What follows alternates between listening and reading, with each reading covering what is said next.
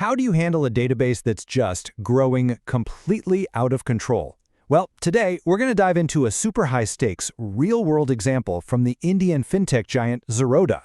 We're going to see how they push the open-source database PostgreSQL to its absolute limits.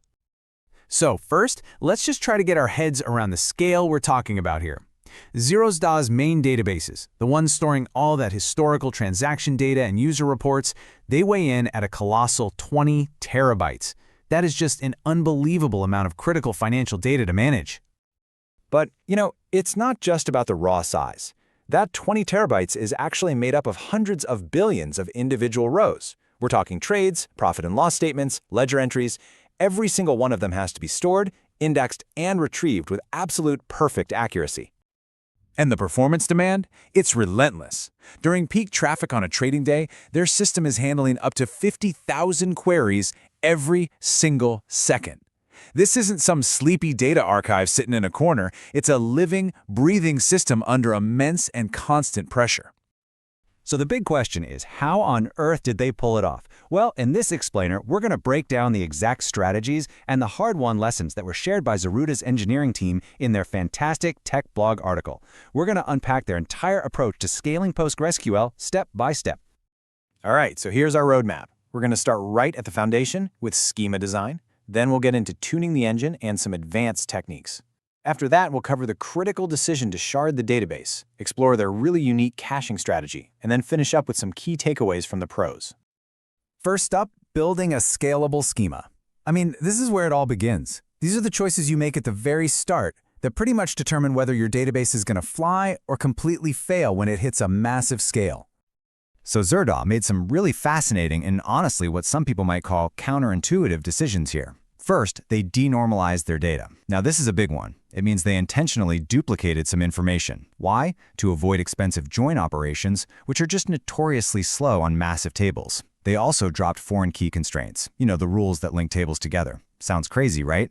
But they did it specifically to speed up their huge nightly data imports. For organizing all that data, they partitioned their tables by month, which they found was the perfect sweet spot for their financial queries. And finally, they ditched auto-incrementing IDs, a small change that ended up saving an incredible amount of disk space when you're talking about billions and billions of rows.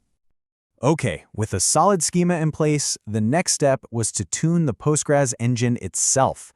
You can think of it like getting under the hood of a high-performance car to tweak every little setting for maximum output. And this is where things get really interesting. Just look at the stark contrast between the default settings and Zerodha's setup. Take workmem. That's the memory used for sorting data. They went from a default of just 4 megabytes all the way up to 600. That's totally tailored to their workload. Then there's shared buffers, which is the main data cache. They cranked that up to about a third of their total server RAM just to minimize slow disk reads. And finally, max parallel workers was set to match the number of CPU cores, which helps accelerate queries that have to scan across all those monthly data partitions we just talked about. But here's the thing. Tuning is not a set-it-and-forget-it kind of job. To keep a database this large healthy and fast, you need a whole toolkit of advanced techniques and really just ongoing maintenance. And a perfect example of this is vacuuming. In Postgres, vacuuming is basically housekeeping. It reclaims storage space from old dead rows. The default auto vacuum is great for most apps, but for Zerodha, it was a total nightmare. It would kick in right in the middle of their massive nightly data imports, locking up tables and causing all sorts of chaos. So what was their solution?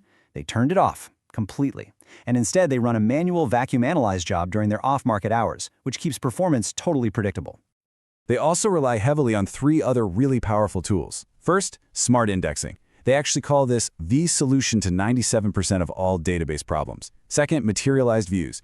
Think of these like pre-computed snapshots of slow queries that can be served up instantly. And finally, common table expressions, or CTEs. You can think of these as temporary named result sets that you can reference within a larger query. They are incredibly useful for breaking down these monstrously complex queries into readable, manageable steps, which also helps the database execute the whole thing more efficiently. For years, Zerodha ran everything on a single, incredibly powerful master database. But eventually, they hit a tipping point. They knew that even the biggest, beefiest server on the planet wouldn't be enough for their future growth. It was time to think about sharding, which is splitting the database across multiple machines. They looked at 2 main paths. The first was Citus Data, a powerful extension that offers almost magical automatic sharding. The huge downside, though?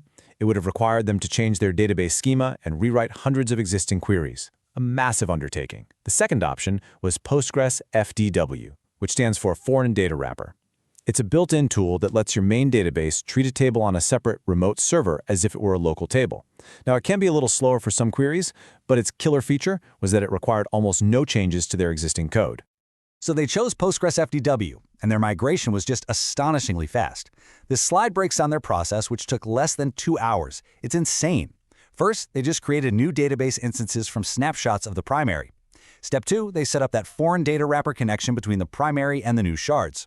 And then finally, the really clever part, they simply deleted the old data partitions from the primary server and replaced them with links that pointed to those same tables on the new shard servers. Just an elegant and incredibly efficient solution. All right, next up. This might be Zerodha's most innovative solution of all. They had to protect their massive primary databases from the totally unpredictable, high-volume query load generated by millions of users. Their answer was a custom-built system they call SQL Jobber. Let's be really clear about the problem they were facing.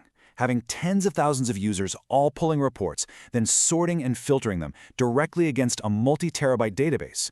Well, that's a recipe for a complete meltdown. Even with perfect indexes, the sheer number of concurrent connections would just bring the system to its knees. So what was their brilliant, unconventional solution? Instead of reaching for a typical cache like Redis, they used what they know best, another completely separate Postgres database. But this one was set up to act as a temporary, high-speed, hot cache. Here's how it works. It's pretty clever. When a user requests a report, the system treats it as a job. It runs that query against the massive primary database one time, and then it saves the results into a brand new, tiny, temporary table in that separate cache database. Now, from that point on, every time the user sorts, filters, or pages through the report, they are only interacting with that small, fast cache table. The primary database is never touched again, and at the end of the day, they just drop the entire cache database and start fresh. Genius! So after all that, what can we really learn from this? Well, the team at Zerodha basically distilled their years of experience into a few core philosophical takeaways. A playbook, really, for anyone running databases at scale. Their first hot take is a really powerful one. Before you go reaching for complex distributed systems, you have to master the fundamentals. In their experience, better indexing is almost always the answer to performance problems, not some more complicated architecture. So the crucial point really is this. Focus on the fundamentals. According to them, poor indexing and a misconfigured vacuuming strategy are the root cause of nearly all performance issues. If you can master those two things, you are 90% of the way there. And that really leaves us with a final thought to chew on. Zerodha's story is just a masterclass in pushing a simple, reliable tool far, far beyond its perceived limits. And it makes you wonder, right? What tool in your own stack, one that maybe people call unscalable, could you push to new heights just by deeply understanding its fundamentals?